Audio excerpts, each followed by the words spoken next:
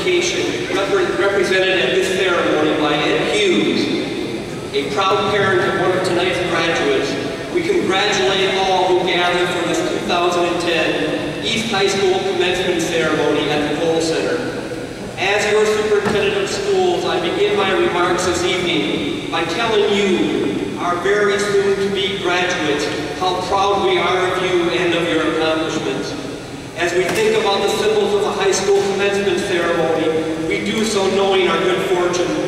We are in the midst of the finest young adults imaginable, a staff of K-12 educators that has truly cared about the development of these great young people, and a community of parents and other relatives who have understood how important family support is in the development of quality young adults.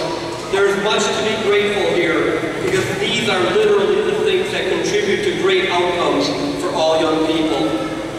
And graduates, as you now leave us, we take pause in knowing about what the world needs from you, and we are more than heartened that you will do great things for our world.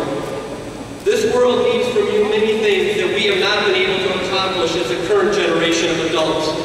The world needs from you a greater sense of ethical responsibility for our economy, a greater sense of empathy and care for those that have less, and a moral compass to make better decisions about the sustainability of our planet. Admittedly, as the current generation of adults, we have also allowed our differences to separate us far too much.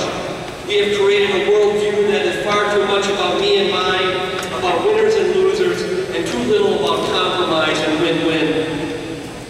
We do place great faith in you, our graduates, to change this outlook. There is common good, and you will help us create common ground. Margaret Wheatley, in a wonderful book called Turning to One Another, states, when we work for the common good, we experience each other in new ways. We don't worry about differences or status or traditional power relationships.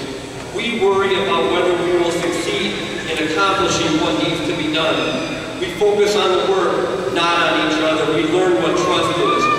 Wheatley also states, it shouldn't take a crisis or a disaster to help us learn that goodness and talent are something we hold in common as humans. There are quieter and simpler ways to learn who somebody is, what their talents are, how their life challenges them. For example, we can sit down and talk with each other.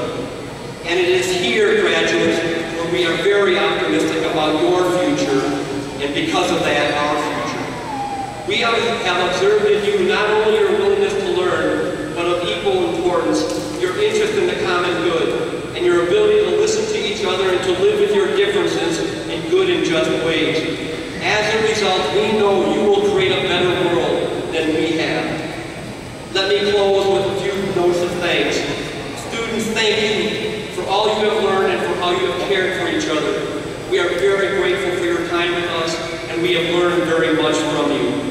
Family members, thank you for all the support you have provided these very fine young adults. Parenting is not an easy task, and as parents, literally we learn as we go. Also, parents and community members, we thank you for your great support for our schools.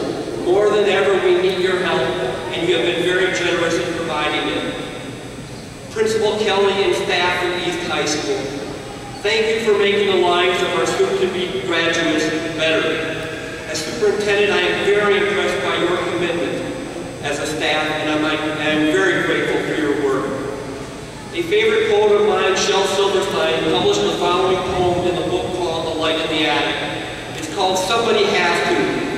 Somebody has to go polish the stars. They're looking a little bit dull. Somebody has to go polish the stars for the eagles and starlings and gulls have all been complaining they're tarnished and worn. They say they want new ones we cannot afford, so please get your rags and your polishing jars, because somebody has to go polish the stars. Graduates, we look to you, this great East High School class of 2010, to lead and create a